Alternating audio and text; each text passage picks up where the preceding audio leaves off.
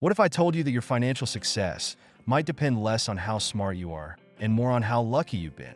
That's a bold claim, but it's one we don't often think about when discussing wealth and money. We love stories of brilliant strategies and clever decisions, but behind every success and failure, there's an element of luck and risk that's easy to overlook.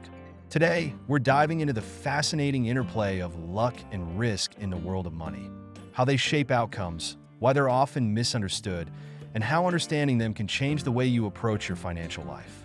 Let's start with a story. Imagine two investors. The first, let's call him Mark, takes a huge gamble on a new tech startup. The company skyrockets, and Mark becomes a millionaire overnight.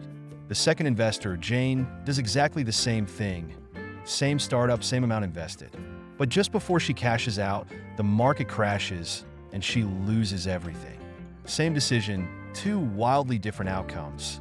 Why? Luck and risk. Luck is what happens when everything aligns perfectly in your favor. Risk, on the other hand, is the unavoidable uncertainty that every financial decision carries. The problem is, we tend to focus only on outcomes. Mark looks like a genius, and Jane seems reckless. But the reality is that both were subject to forces outside their control. This is one of the biggest mistakes people make when analyzing financial success or failure. They confuse skill with luck and overlook risk entirely. Why does this matter? Because when we ignore luck and risk, we draw the wrong lessons from financial stories. Let's take the classic example of Warren Buffett.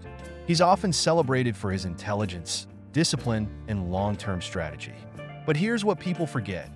Buffett's success also hinges on factors he didn't control, like being born in the right place, at the right time, with access to opportunities that others didn't have. Does that mean his success isn't earned? Of course not. But it does mean that luck played a role. Now consider someone who lost everything in a market downturn. They might be dismissed as foolish. But what if they were simply unlucky? Failing to account for luck and risk doesn't just skew how we perceive others. It also impacts how we make decisions ourselves. When we overestimate skill, we might take on unnecessary risks. When we underestimate luck, we might avoid opportunities that could actually benefit us. So, how do we navigate this tricky terrain? First, by acknowledging that outcomes are not entirely within our control. This doesn't mean throwing strategy out the window.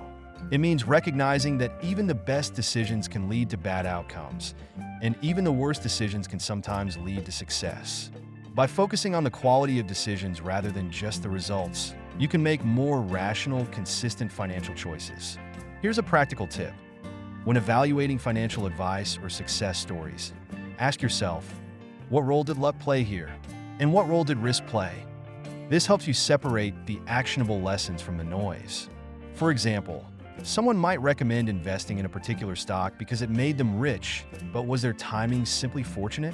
If so, replicating their strategy might not yield the same results. Another way to account for luck and risk is by diversifying. Diversification is the ultimate hedge against uncertainty. By spreading your investments across different assets, industries, or regions, you reduce the impact of bad luck in any single area. Think of it as not putting all your eggs in one basket. Diversification doesn't guarantee success, but it minimizes the risk of catastrophic failure. Next, focus on survivorship bias. This is the tendency to concentrate on successful outcomes and ignore failures. For every billionaire who started a company, there are countless others who tried and failed, often due to circumstances beyond their control. When you only look at the winners, you're getting an incomplete picture. Keep this in mind when setting your own expectations. Don't just plan for success, prepare for setbacks too. Let's talk about margin of safety. This is the cushion you build into your financial plans to account for risk. For example, if you're buying a home, don't spend up to your absolute limit. Leave room for unexpected expenses. If you're investing, don't rely entirely on high-risk assets. A margin of safety acknowledges that life is unpredictable and ensures that one bad break doesn't derail your entire plan. Another critical lesson is to avoid overconfidence. It's tempting to believe that past success guarantees future results, but luck and risk don't work that way. Markets change, economies fluctuate, and personal circumstances evolve. Stay humble, keep learning, and always be prepared to adapt. Finally, embrace a long-term perspective. Luck and risk tend to even out over time. So the longer your timeline, the less impact any single event will have. This is why consistent saving, disciplined investing, and patience are so powerful. You're not just betting on one moment. You're building a foundation that can weather both good fortune and bad breaks. The interplay of luck and risk is what makes money fascinating and challenging. It reminds us that success isn't just about being smart, it's about being aware. By recognizing the role of luck, preparing for risk, and focusing on sound decisions, you can navigate the uncertainty of the financial world with confidence. So the next time you hear a story of wealth or failure, look beyond the surface. What you learn might change the way you think about money forever.